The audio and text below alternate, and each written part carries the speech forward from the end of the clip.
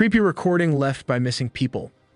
Today, we'll investigate 10 individuals who vanished and left creepy recordings. Number 10. Emma FILLIPOFF.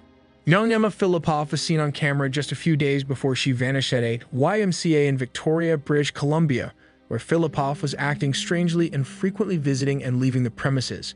Several days later, cameras caught her purchasing a prepaid cell phone at a 7-Eleven, just as I was about to leave the store. Phillips comes to a stop and looks around the street as if she were looking for someone. FILLIPOFF left the Emperor's Hotel that evening on November 28, 2012, after meeting with the police. They were summoned as a result of FILLIPOFF's barefoot wandering in apparent misery outside the hotel. She was later reported missing, but her car was later discovered to be loaded with all of her personal goods. Number 9. SOFIA McKenna. You never know what you could be Snapchatting. In the very early hours of May 27, 2018, SOFIA McKenna and Spencer Mugford were on the open water of Groton, Connecticut. McKenna was seen at a lighthouse in one Snapchat photo, while Mugford was in the sailboat in another. The sailboat was later discovered abandoned on New York's Truman's Beach. Police found Mugford's body in Long Island Sound about 2 weeks later. According to McKenna's mother, 7 calls were placed to her phone between 2:05 and 2:09 in the morning. The Snapchat pictures are the only evidence that exists of McKenna's final moments because she is still missing. Number 8. Stephen Kocher. Just prior to his disappearance, for an as-yet unknown purpose, Stephen Kocher had traveled the length and breadth of the states of Nevada and Utah. On December 13, 2009, at 12 o'clock, in a nearby retirement community, Kocher can be seen driving his car. A little while afterwards, someone is observed leaving in the other direction. Family Kocher is convinced it is him. He never went back to his vehicle. The length of his driving trips. Nobody is aware of Kocher's motives for visiting Las Vegas, much less that particular area. Later that day, a tower about 10 miles northeast of the retirement community received a ping signal from his cell phone. Her is still missing, and he left a ton of perplexing clues that have only helped to aggravate family members and investigators. Number 7. Abigail Williams and Liberty German.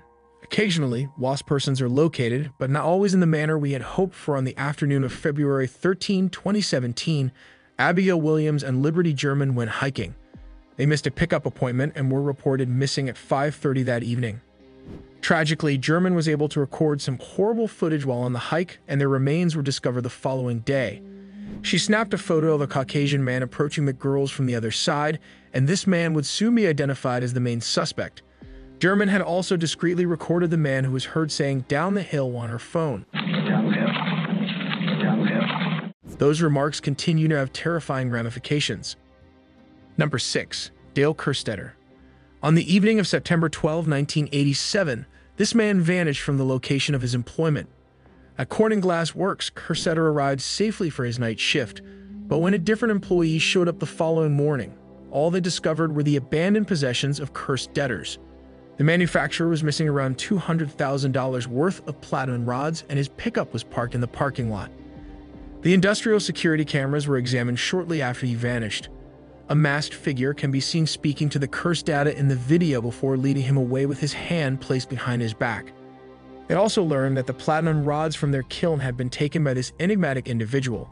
It is still unknown exactly what transpired to KERSTETTER. Number 5. Lars Mentak. Lars Mentak, a 28-year-old German man on vacation in Bulgaria with friends when he got into a physical altercation with some strangers over football. Mentak suffered a ruptured eardrum that prevented him from flying home, and after his friends left, he started acting strangely. His strange behavior was caught on the hotel's cave, and he reportedly called his mother and claimed that 4 men were plotting to kill him.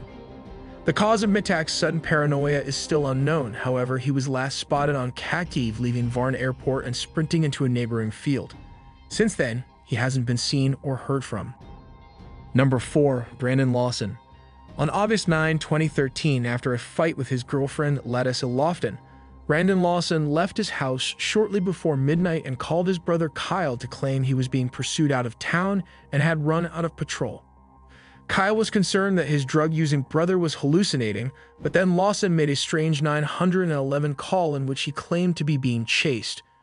Yes, I'm in the middle of the field. It's like we're just pushing guys over. Right here going towards Javelin on both sides. My truck ran out of gas. There's one car here. Got chased to the woods. Please hurry. Brandon allegedly called Kyle's girlfriend Audrey to say that he was just up the road and bleeding when they arrived at the area, but he was never seen or heard from again. Brandon's truck had been abandoned. Number 3. Corey McKeague. Corey McKeague, a RAF regiment gunner, went out drinking with some companions on September 23, 2016 in Suffolk, England. The following morning, McKeague was seen on Cactus entering the cul-de-sac of Brent Gobble Street, which was home to multiple wheelie bins. McKeague never left the cul-de-sac. McKeague didn't show up for work the following Monday, starting a missing persons investigation. His phone was finally linked to a landfill, but despite exhaustive searches, nothing definitive was discovered. According to the popular belief, McKeague had died after climbing into a commercial waste bin, which was then tipped into a waste lorry. In a narrative conclusion, jurors said he had died at about 4:20 BST in Bury St Edmunds as a result of compression asphyxia in association with multiple injuries, but his body has never been found. But many people, including McKeague's mother, disagree with this theory. Number 2. Claudia Lawrence. The last time anyone would hear from her was when Lawrence texted a buddy after he got home from work on March 18, 2009 at 8:23 p.m. Despite years of inquiry, the case remained unsolved until 2013 when the new Serious Crime Squad was introduced. CCTV footage was discovered that showed a light-colored Ford Focus driving down the road the morning of March 19 and smashing outside Lawrence's house. They discovered that Lawrence's cell phone had been suddenly turned off the day after she vanished, and they also discovered unusual fingerprints in her home. Several persons have been detained on murder suspicion, but no charges have been filed due to a lack of supporting evidence and unwillingness of witnesses to cooperate. Number 1. Amber Tuckero. This 20-year-old member of the Makasu Cree First Nation of Alberta was last seen on August 18, 2010, just outside of Edmonton. She was never seen again after accepting a ride into Edmonton from an unidentified male. Tuckero can be heard fiercely challenging the man's directions and their exact destination in a mobile phone tape that was made 2 years after she vanished. You better not be taking me anywhere I don't want to go. I want to go into the city. Jeez. Yo, we're not going in the city, are we? No, we're not. The investigation into the voice behind the recording increased after police discovered Tuckero's skull in a farmer's field just 4 days after it was made public. According to the RCMP, they have received hundreds of tips, but the man's identity is still unknown. The investigation into her disappearance has drawn harsh criticism, and the Alberta RCMP even offered Tuckero's family an apology. The apology was vehemently denied.